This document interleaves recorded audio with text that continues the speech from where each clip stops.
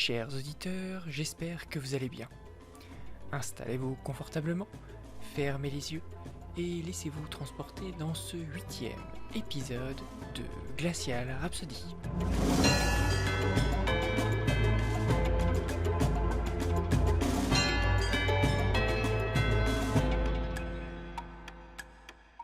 Dix-septième jour.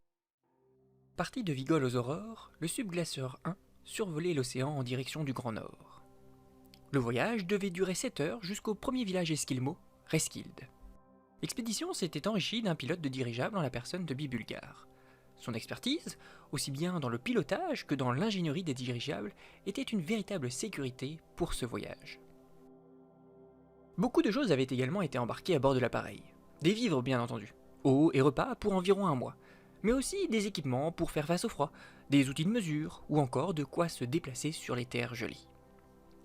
En effet, le dirigeable devait uniquement servir à relier le pôle Nord et pas à l'exploration du territoire.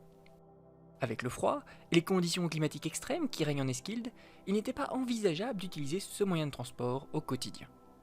Enfin, l'autonomie d'un dirigeable étant assez réduite, son usage tout au long de l'expédition aurait sans doute hypothéqué les possibilités de retour vers l'Arada.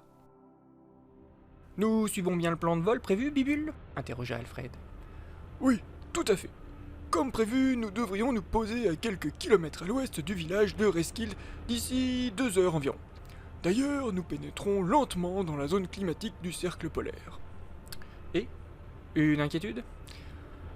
Disons que ce doit bien être la première fois qu'un dirigeable s'aventure dans un climat aussi froid et que nous ne sommes pas particulièrement chanceux aujourd'hui. Comment ça ? Eh bien, il se trouve que sévit depuis quelques jours une sorte de vague de froid sur le pôle Nord, répondit Félissa. En soi, en plein été ici, ce sont juste des températures un petit peu plus fraîches qu'à l'accoutumée. Et ce serait plutôt une bonne nouvelle du point de vue du réchauffement climatique. Mais du côté du dirigeable, c'est une toute autre histoire, poursuivit Bibule. Nous entrons dans un domaine un peu inconnu de la science de ces engins. En théorie, nos calculs ont montré qu'il n'y aurait pas de difficulté. Je comprends. Bien, soyons prudents alors. Je vais demander à Pablo de surveiller les constantes clés de l'aéronef. Le dirigeable poursuivit sa route avec tout son équipage aux aguets. À mesure qu'il montait au nord, la température descendait et la météo se dégradait. Les passagers pouvaient sentir l'air se rafraîchir considérablement. Des rafales de vent tapaient sur les parois du dirigeable, la cabine était secouée si bien qu'il était difficile de rester debout. « Fichtre, c'est une véritable tempête !» déclara Bibule. « Les conditions de vol ne sont vraiment pas optimales. Je vais descendre un peu dans l'espoir de trouver des vents un peu moins violents et peut-être d'y voir un peu plus clair. » Nous avons un pot de levier dans notre trajectoire, avertit Pablo. Soudain, le pupitre de commande du dirigeable émit un son strident. Qu'est-ce donc ? questionna Alfred. Le système informatique embarqué a repéré une fragilité au niveau du gouvernail. Il faut absolument que nous descendions dans l'espoir de trouver des vents moins violents et de préserver cet organe essentiel pour nous diriger. Pablo, ouvrez l'arrivée d'air dans le ballon pour nous faire descendre. Réglez le dispositif pour que la vitesse de descente soit d'1 mètre par seconde très exactement. Pablo s'exécuta. Bien qu'il ne soit pas vraiment pilote de dirigeable, il avait une bonne connaissance de ses engins, ce qui lui permettait d'assister Bibule dans les différentes manœuvres. Le dirigeable volait à environ 700 mètres d'altitude. Il lui fallait environ 10 minutes pour descendre assez proche du sol pour espérer trouver des conditions météorologiques plus favorables.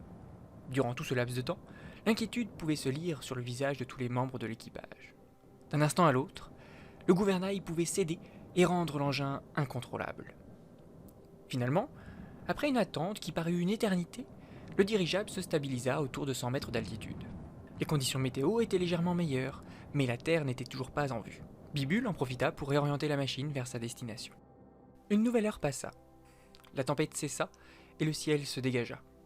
Soudain, Ariel appela ses compagnons. « chers amis, la Terre est en vue !» En effet, à l'horizon se dessinaient les contours du continent le plus au nord de GC, l'Inuktitut, et du territoire que nos aventuriers devaient découvrir, l'Eskild. Moins de 15 minutes plus tard, le dirigeable achevait sa descente. Il se posait comme prévu à quelques centaines de mètres de Reskild, l'un des 3 villages esquimaux. Alfred fut le premier à mettre pied à terre. Devant lui s'étendait un paysage d'un blanc le plus pur. La neige et la glace recouvraient tout. Le sol était également jonché de rochers aux formes étonnamment géométriques, probablement le fruit de conditions climatiques bien particulières. Au-delà s'étendait l'océan, Il était d'une couleur bleu marine intense. À l'horizon, on pouvait deviner les restes de la tempête que nos amis venaient d'essuyer. Partout, le soleil se réfléchissait et éblouissait Alfred. Enfin, au loin, sur le continent, une silhouette ciselée témoignait de la présence de nombreux pics montagneux. Ce paysage unique appelé à l'aventure.